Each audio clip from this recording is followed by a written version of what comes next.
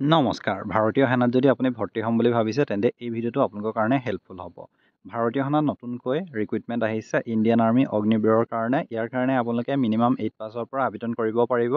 যিসকল ভাইটিয়ে 8 পাছৰ পৰা 10 পাছ 12 পাছ কৰিছে তেওঁলোকৰ কাৰণে এই ভিডিঅ'টো হেল্পফুল হয় আৰু ইণ্ডিয়ান আৰ্মি ৰিক্ৰুইটমেণ্ট আহিছে যি অগ্নিবীৰৰ কাৰণে আহিছে জেনেৰেল ডিউটি জিডিৰ কাৰণে আহিছে টেকনিকেল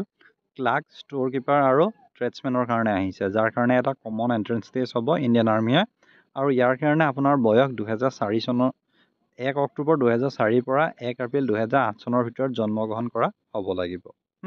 আৰু ইয়াৰ কাৰণে এপ্লিকেশ্যন ফিজ 250 টকা হয় আৰু আপোনালোকে কি কোৱালিফিকেশ্যন লাগিব সেইটো মই কৈ দিওঁ যদি আপোনালোকে অগ্নিবীৰৰ কাৰণে আবেদন কৰিছে বা জিডিৰ কাৰণে তেন্তে আপোনালোকে 10 পাছ কৰিলে আবেদন কৰিব পাৰিব য'ত আপোনালোকৰ 45% মাৰ্কছ থাকিব লাগিব আৰু 33% ইন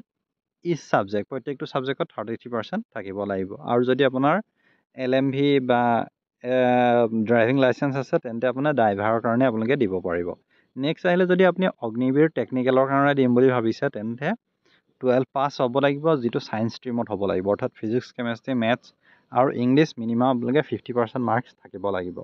আৰু aggregate 40% in each subject next আহিলে মানে অৰ্থাৎ 4টা ছাবজেক্টত মিনিমামটো 40% থাকিবই লাগিব নেক্সট আহিলে অগ্নিবীৰ ক্লাৰ্ক আৰু ষ্ট'ৰ কিপাৰৰ কাৰণে যদি চাওঁ তেন্তেও আপোনালোকে 12 পাছ কৰিব লাগিব 60% মাৰ্কছ থাকিব লাগিব আৰু 50% ইচ ছাবজেক্ট প্ৰত্যেকটো ছাবজেক্টতে থাকিব লাগিব আৰু it is mandatory to have English and আইডাৰ mathematics English আৰু মেথমেটিক্সটো আপোনাৰ মেণ্ডেটৰী হয় একাউণ্টছ হওক বা book keeping subject in class 12 সেইকেইটা মেণ্ডেটৰী হয় যদি আপোনালোকে ট্ৰেডছমেনৰ কাৰণে বিচাৰে তেন্তে আপোনালোকে 10 পাছ কৰিলেও আবেদন কৰিব পাৰিব আৰু এটা আছে অগ্নিবীৰ ট্ৰেডছমেন 8 পাছৰ কাৰণে এটা আছে সেইটো কাৰণে আপোনালোকে আবেদন কৰিব পাৰিব আৰু হাইটটো মই ইয়াত দি থোৱা আছে দিছোঁ যে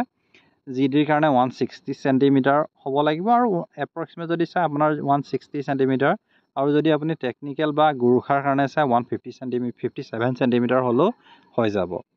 আৰু আপোনালোকৰ চেষ্টটোতো অলৰেডি আপোনালোকে গম পায় মিনিমাম 77 চেণ্টিমিটাৰ হ'ব লাগিব আৰু এক্সপাণ্ড 5 চেণ্টিমিটাৰ কৰিব পাৰিব লাগিব আৰু ইয়াত আপোনাৰ পে স্কেলটো দি থোৱা আছে এইটো আপোনালোকে গম পাব যে 30,000কে আহিব আৰু